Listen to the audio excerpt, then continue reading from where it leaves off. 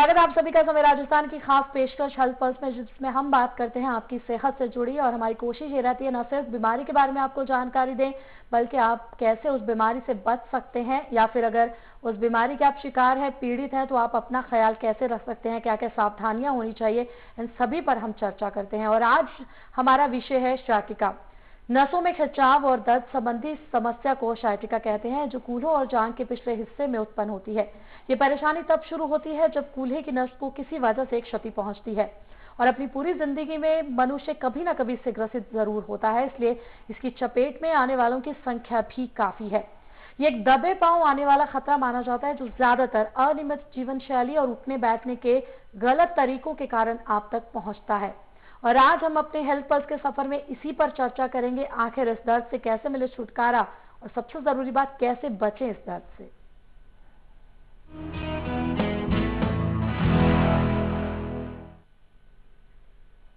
और आइए सबसे पहले जान लेते हैं कि शाटिका होता क्या है। शाटिका मनुष्य के शरीर में एक नाड़ी होती है, जिसका ऊपरी सिरा 1 इंच मोटा होता है। ये नाड़ी शरीर में प्रत्येक नितंब के नीचे से शुरू होकर टांग के पीछे के भाग से होती हुई पैर की एड़ी पर खत्म होती है। इस नाड़ी में जब सूजन और दर्द होने लगता है तो इसे शाटिका कहते हैं। इस रोग में व्यक्ति के पैर में अचानक से तेज दर्द शुरू हो जाता है।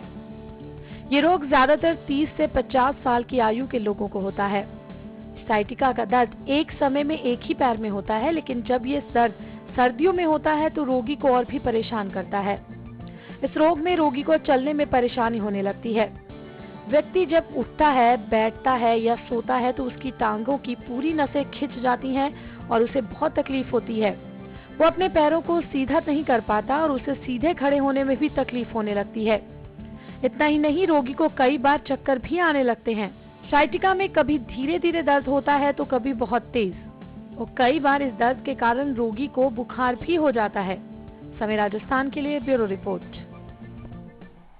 और शाटिका के बारे में और ज्यादा जानकारी देने के लिए हमारे साथ स्टूडियो में मौजूद है डॉक्टर सुदीप जैन। डॉक्टर बहुत बहुत स्वागत है आपका। नमस्कार। डॉक्टर, शाटिका नाम शायद नहीं पता होगा, लेकिन इस दर्द को बहुत सारे लोग अपने आप से जोड़ के देख पा रहे होंगे, क्योंकि अक्सर हम सुनते हैं कि एक टांग में दर्द होता है। तो थोड़ा सा और एक्सप्लेन कर दीजिए हमारे लिए। शाटिका नसों का दर्द है। कमर की रीढ़ की हड्डी की जो मेन नस है, स्पाइनल कॉर्ड जिसको बोलते हैं, उससे छोटी छोटी नसें निकलती हैं जो पूरी बॉडी को सप्लाई करती है। उनमें से जो नसें टांगों में जाती हैं उनको शाइटिक नर्व्स बोलते हैं, और उन्हीं के पेन को शाटिका बोलते हैं। ये कोई एक सिंगल नस नहीं है, ये नसों का एक मकर जाल है, एक ग्रुप है जो पूरा गुच्छा कमर की रीढ़ की हड्डी से नीचे उतर के टांगों में जाता है। इसकी नसों में किसी भी नस में दबाव होने की वजह से शाटिका पेन हो सकती है। नसों में दबाव की अलग अलग वजह हो सकती हैं, जैसे यंग एज में डिस्क में सूजन आना या स्लिप डिस्क, PIVD जिसको बोलते हैं। ओल्ड एज में जोड़ों में गैप आना, जोड़ों की हड्डी बढ़ना, हड्डी की चोंच निकलने लग जाती हैं। एक्स्ट्रा बोन फॉर्मेशन जिनको ऑस्टियोफाइट्स बोलते हैं, वो नसों को दबा सकती हैं, उसकी वजह से शाटिका पेन हो सकती है। इसके अलावा कई बार कुछ मांसपेशियों में भी सूजन आती है। कमर की रीढ़ की हड्डी से निकल के जब ये नसें नीचे टांगों में जाती हैं तो कुछ मांसपेशियों के समीप से गुजरती हैं, जिनको पेरिफॉर्मिस सिंड्रोम बोलते हैं। उन मांसपेशियों की सूजन की वजह से भी ये नस दब सकती हैं। कई बार हमारे कूल्हों के जोड़, जिनको सेक्रोइलियक जॉइंट बोलते हैं, जो बैक साइड में बटक एरिया में होते हैं, उनका पेन सेक्रोइलियाइटिस, उनमें इन्फ्लेमेशन होती है, सूजन आती है, उनका पेन भी शाटिक पेन को मिमिक कर सकता है। शाटिका के पेन के जैसा पेन हो सकता है, लेकिन अधिकतर वो घुटनों के नीचे नहीं जाता है, केवल जांघों में होता है। टिपिकल शाटिक पेन वो होती है जो कमर की रीढ़ की हड्डी से चालू होकर के और पूरी टांग में नीचे एड़ियों तक, पंजों तक जाती है। जी डॉक्टर साहब, ऐसी कंडीशन में अगर ये नस के दबने से होता है या फिर किसी तरह का नुकसान हो, यानी एक बार दर्द शुरू हो गया, तो क्या इसे खत्म किया जा सकता है या फिर दर्द को रोका जा सकता है, क्या? जी, शाटिका पेन का सबसे महत्वपूर्ण इलाज रेस्ट है। सबसे ज्यादा जो नसों की इन्फ्लामेशन या सूजन कम होती है या उनके ऊपर से जो दबाव, प्रेशर कम होता है, वो रेस्ट लेने से होता है। एक ब्रीफ पीरियड ऑफ रेस्ट बहुत जरूरी है, क्योंकि नसों में एकदम से सिकुड़न आ जाती है उनकी ब्लड सर्कुलेशन कॉम्प्रोमाइज हो जाती है, वो चोक हो जाती हैं। उससे संबंधित मांसपेशियों में भी कमजोरी आ जाती है। तो अधिकतर 2, 4, 5 दिन का बेड रेस्ट बेहद जरूरी होता है एक्यूट एपिसोड के बाद। साथ में सिकाई का, फिजियोथेरेपी का बहुत इंपॉर्टेंट रोल है, ट्रैक्शन का बहुत इंपॉर्टेंट रोल है। उससे नसों की और मांसपेशियों की सिकुड़न रिलैक्स होती है, ब्लड सर्कुलेशन बनती है। और एक बार एक्यूट फेज टाइड ओवर होने के बाद कुछ एक्सरसाइजेस, स्ट्रेचिंग एक्सरसाइजेस, खासतौर पे एरोबिक्स, योगा वगैरह का बहुत इंपॉर्टेंट योगदान है लॉन्ग टर्म रिलीफ के लिए। चलिए, सोनिका जी कुछ सवाल करना चाहती हैं आपसे, झालावाड़ से हमें कॉल कर रही हैं। सोनिका जी सवाल पूछिए। जी सोनिका जी सवाल पूछ सकती हैं आप।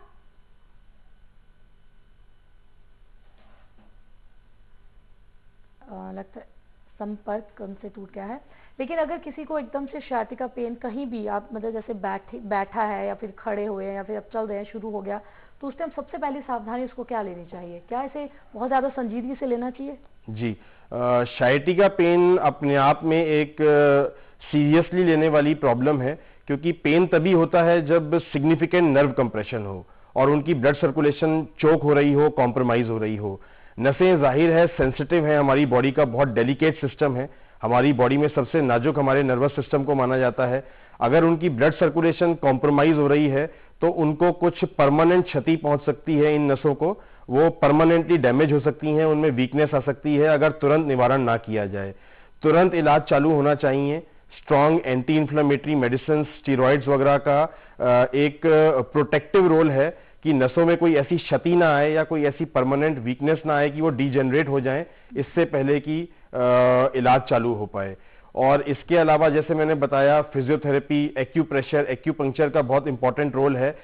एक्यूट फेज में इन सब चीजों को कंबाइन करके कोशिश ये रहती है कि 2-4 दिन के अंदर अंदर इन्फ्लामेटरी फेज टाइड ओवर हो जाए या नसों की इन्फ्लामेशन, उनकी सूजन खत्म हो जाए। उसके बाद हम उनको एक्सरसाइजेज और दूसरी थेरेपी से स्टेबलाइज कर सकते हैं कि वो प्रॉब्लम दोबारा रिकर ना करे। चलिए, सोनिका जी जुड़ गई हैं हमारे साथ, झालावाड़ से हमें कॉल कर रही हैं। सोनिका जी सवाल पूछ सकती हैं आप।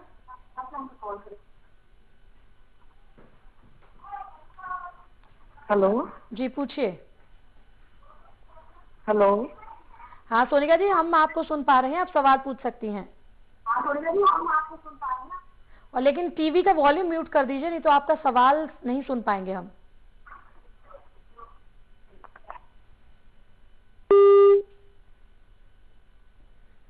चलिए, लगता है सवाल नहीं पूछ पाएंगे वो। डॉक्टर साहब, लेकिन क्या पुरुषों के मुकाबले महिलाओं को ये पेन ज्यादा रहता है? महिलाओं में ये समस्या ज्यादा रहती है? जी, पुरुषों में और महिलाओं में अधिकतर कारण अलग अलग रहते हैं, लेकिन इंसिडेंस और प्रिवलेंस की अगर हम बात करें तो लगभग बराबर है, क्योंकि अब बहुत ज्यादा फर्क नहीं रह गया है। ज्यादातर महिलाएं भी कामकाजी महिलाएं होती हैं। उसी तरीके के स्ट्रेसेस, वही भागदौड़, वही खराब posture, work job profile, sitting, लगभग जो रिस्क फैक्टर्स हैं या एग्रावेटिंग फैक्टर्स हैं लगभग समान होने लगे हैं। इसके अलावा इनफैक्ट महिलाओं में प्रेगनेंसी का जो बर्डन है, जो एक एक्स्ट्रा रिस्क फैक्टर है, प्रेगनेंसी के दौरान वेट गेन होता है, काफी ज्यादा वेट गेन होता है, ध्यान नहीं रखते हैं। डाइट में प्रॉब्लम हो सकती है, उतनी संपूर्ण खुराक ना मिले। और ये देखा गया है कि बहुत यंग एज से प्रेगनेंसी से स्टार्ट करके खासतौर पे वर्किंग जो फीमेल्स हैं, उनमें इंसिडेंस पुरुषों से भी ज्यादा पाया गया है। पुरुषों में रिस्क फैक्टर्स अधिकतर दूसरे रहते हैं, भारी काम है, वजन वाला काम है, जो ज्यादा लेबोरियस टास्क में इन्वॉल्व है, ट्रैवलिंग, ड्राइविंग ज्यादा रहती है, स्ट्रेस ज्यादा लेते हैं। महिलाओं में प्रेगनेंसी अपने आप में एक स्ट्रेस है। इसके अलावा वर्क प्रोफाइल ज्यादातर महिलाओं का सिटिंग प्रोफाइल रहता है, बैठ के उनको घंटों कंप्यूटर पे काम करना पड़ता है, बैंकर्स हैं, टीचिंग जॉब में हैं। तो धीरे धीरे करके ये देखा गया है कि जो प्रॉब्लम पुरुषों में ज्यादा कॉमन थी, अब लगभग महिलाओं में और पुरुषों में बराबर इंसिडेंस के साथ पाई जाती है। हमारे साथ मस्कट से कॉलर है महेंद्र जी। महेंद्र जी सवाल पूछ सकते हैं आप। हाँ नमस्कार जी, महेंद्र मनिहार बोल रहा हूँ मस्कट ओमान से जी। मेरे बाएं पैर में अक्सर खिंचाव होता है, तो जब MRI वगैरह हुआ तो उन्होंने बताया कि आपके दाईं साइड में मसल्स नहीं है। उसकी वजह थी कि मैं बचपन में मुझे पोलियो हुआ था, लेकिन माता पिता के प्रयास से मैं एकदम नॉर्मल चलता हूँ। तो उन्होंने डॉक्टर्स ने ये एनालाइज किया कि आप क्योंकि नॉर्मल चलते हैं आपका पूरा लोड लेफ्ट साइड लेता रहा बचपन से अब तक, और इस वजह से जो वेयरिंग हुई है, तो अब आजकल क्या होता है कि कुछ कभी वजन उठा लिया या कुछ ड्राइविंग ज्यादा हो गई, थोड़ा प्रोफेशनली मेरी ट्रैवलिंग भी होती है, तो उसके बाद बायां पैर बहुत खिंचता है। तो अभी तो मैं पेन मैनेजमेंट करता हूँ, कुछ डिक्लोफेनेक वगैरह इस तरह की दवाइयां लेके। डॉक्टर साहब अगर आप कुछ ऐसी चीज बता दें या कोई हेल्प हो जाए जिससे कि मैं अपने आप को मैनेज कर पाऊँ जी। तो बहुत, हाँ धन्यवाद। आपके केस में मसल इम्बैलेंस एक रिस्क फैक्टर है, क्योंकि आपका एक लिम्ब पोलियोग्रस्त है, जाहिर है उसकी मांसपेशियां कमजोर हैं।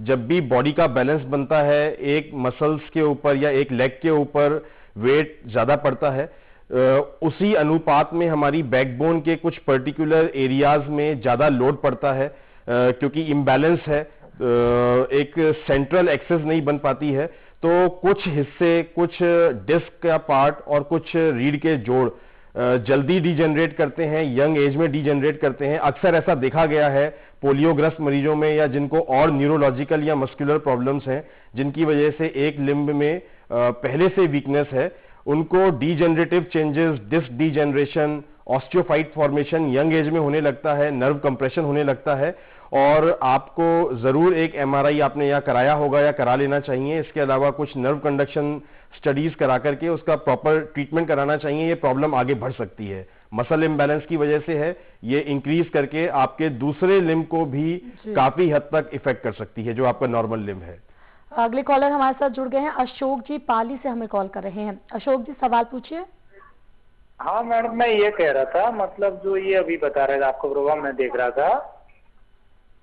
हेलो जी।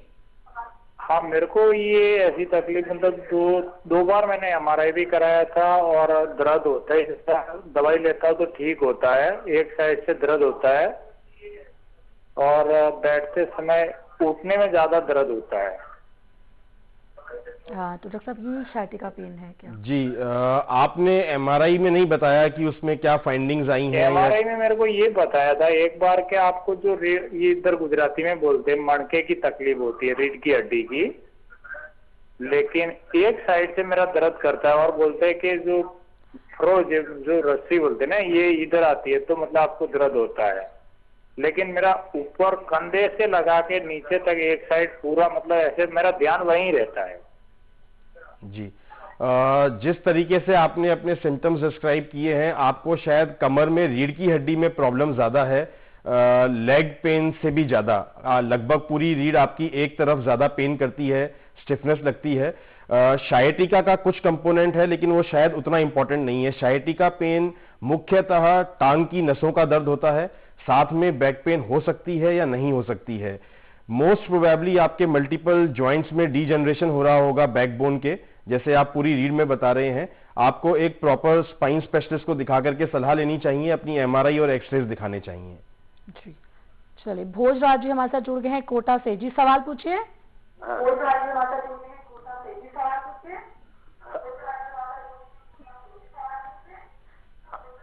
सवाल पूछने से पहले टीवी की वॉल्यूम जरूर म्यूट कर दीजिएगा।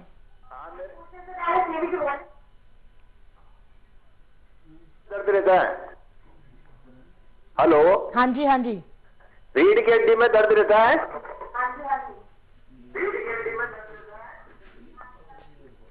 रीढ़ की हड्डी में दर्द रहता है, तो इसे कैसे एक्सप्लेन करेंगे? जी, रीढ़ की हड्डी में दर्द रहता है, लेकिन आपकी उम्र नहीं मालूम है, कितने टाइम से रहता है। शॉर्ट टाइम से है तो सिंपल मस्कुलर प्रॉब्लम हो सकती है, हो सकता है मसल स्पाज्म हो, कोई झटका लग गया हो, आप झुके हो, आपने कोई ऐसा भारी काम किया हो, कोई एक्सर्शन हुआ हो, ट्रैवलिंग हुई हो। पोस्टरल पेन हो सकता है, मस्कुलर पेन हो सकता है। अगर लॉन्ग स्टैंडिंग है, लंबे टाइम से चल रहा है, तो जरूर कोई ना कोई डीजेनरेटिव चेंजेस होंगे, डिस्क डीजेनरेशन होगा, डिस्क आपकी रिजिड हो रही होगी, जो नॉर्मली सॉफ्ट होती है, एक फ्लेक्सिबल स्प्रिंग की तरह काम करती है, वो नहीं काम कर पा रही होगी। कोई जोड़ों से रिलेटेड प्रॉब्लम हो सकती है। बहुत सारी पॉसिबिलिटीज हैं। इन सब चीजों का प्रॉपर असेसमेंट अगर आपने कोई जांच नहीं कराई है तो कुछ स्ट्रेस एक्सरे होने चाहिए, एमआरआई होनी चाहिए, और एक स्पाइन स्पेशलिस्ट से आपको सलाह लेनी चाहिए। जी, हमारे साथ मकरान से कॉलर जुड़े हैं अगले। हाजी जी, जी सवाल पूछिए। हाँ जी मैम, ये मेरे बैक पेन में काफी दर्द रहता है। आपको कहाँ दर्द रहता है? टेलबोन में बोला आपने? ये मतलब रीढ़ की हड्डी के राइट साइड में रहता है, मतलब काफी दर्द रहता है, मतलब बहुत ज्यादा दर्द रहता है। मतलब कुछ वजन का काम हो गया या कुछ समझो कि एक झटका लग गया तो मतलब ऐसे नहीं दर्द होता है। मतलब ये करीब 8-10 साल से है ये। झुकने पे ज्यादा प्रॉब्लम होती है? हाँ उठने में भी होती है प्रॉब्लम तो। जी,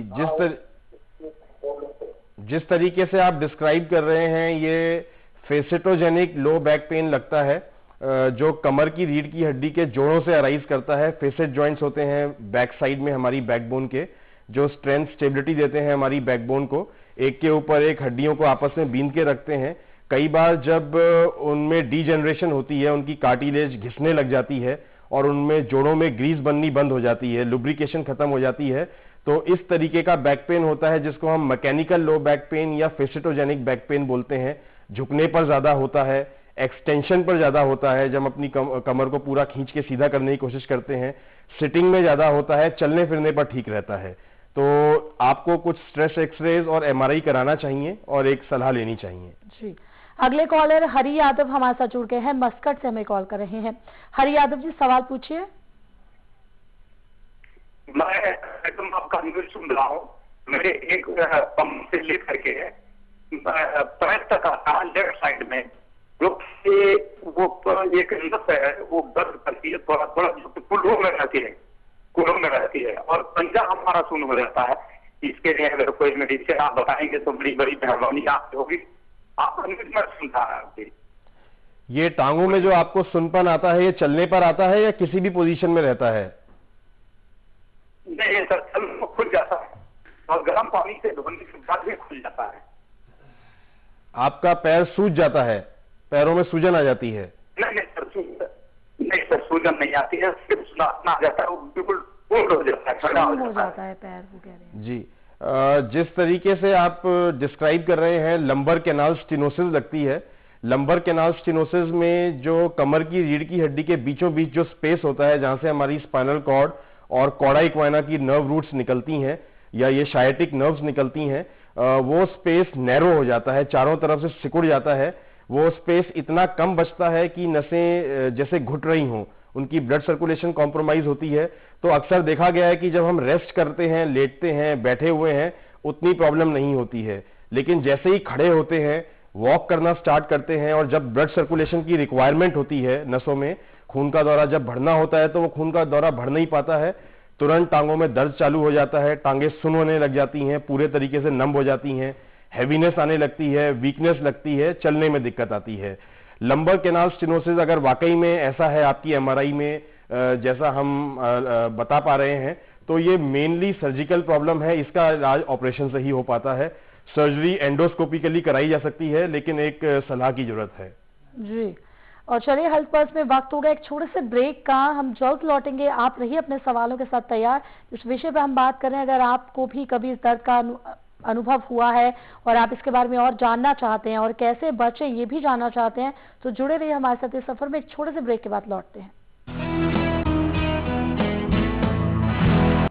ब्रेक के बाद हेल्थ पल्स में आपका फिर से स्वागत है। आज हम बात कर रहे हैं शार्टिका की। शार्टिका का दर्द यानी एक ही टांग में दर्द रहता है, आपके ऊपरी पार्ट से लेकर नीचे तक वो दर्द महसूस होता है और कई बार बहुत ज्यादा ये दर्द होने लगता है। और शायद ये एक ह्यूमन टेंडेंसी है कि जब तक बहुत पीक पे हमारा दर्द नहीं चला जाता हम लोग ध्यान नहीं देते हैं डॉक्टर साहब। लेकिन क्या जो ड्राइविंग ज्यादा करते हैं, अगर मेट्रो सिटीज की बात करते हैं, वहां पे इतनी रेड लाइट्स होती हैं, आपका पैर बार बार एक ही पैर ज्यादातर रहता है, आपका क्लच ब्रेक ये सब, तो क्या ये एक वजह हो सकती है इस दर्द की? जी, ड्राइविंग बहुत बड़ा स्ट्रेस है बैकबोन के लिए।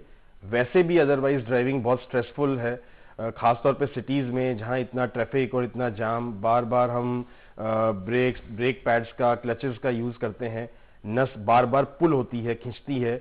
इसके अलावा सिटिंग पोजीशन बहुत इंपॉर्टेंट है, इसलिए आजकल कारों में आपने देखा होगा कि बहुत सारे तरीके की एडजस्टमेंट्स प्रोवाइड की जाती हैं आपकी हाइट के हिसाब से, आपके अपर लिम्ब और लोअर अपर पोर्शन और लोअर पोर्शन के प्रोपोर्शन के हिसाब से आजकल बहुत तरीके की एडजस्टमेंट्स कार सीट्स में प्रोवाइड की गई हैं। क्योंकि लगातार बैठ करके जब हम ड्राइव करते हैं 1 घंटा 1.5 घंटा, बार बार जब हम गलत पोजीशन में बैठे भी हुए हैं, स्ट्रेसफुल है, और हम बार बार हम अपने पैरों को जब यूज कर रहे हैं तो कहीं ना कहीं मसल्स और नसें पुल होती हैं, उनमें खींच पड़ती है, और यहीं से कहीं डीजेनरेशन स्टार्ट होती है। जो लोग फील्ड वर्क में रहते हैं, फील्ड जॉब्स में रहते हैं, जिनको आउट स्टेशन ड्राइविंग काफी रहती है या किसी और फॉर्म में भी ट्रेवल करना पड़ता है, बहुत ज्यादा फ्लाइट लगातार बैठे रहना पड़ता है लंबी लंबी फ्लाइट्स में, उनमें देखा गया है कि ये प्रॉब्लम्स यंग एज में ही स्टार्ट हो जाती हैं, जो इस तरीके के प्रोफेशनल्स हैं और दिक्कत करती हैं। हमारे साथ वीरभूम बंगाल से कॉलर जुड़े हैं, अब्दुल जी। जी सवाल पूछे अब्दुल जी। जी मेरा डॉक्टर साहब से नमस्कार है, और मैं ये सवाल करना चाहता हूँ कि मेरे बाएं पैर के घुटने के पीछे हिस्से में जो नस है उसमें खिंचाव रहता है।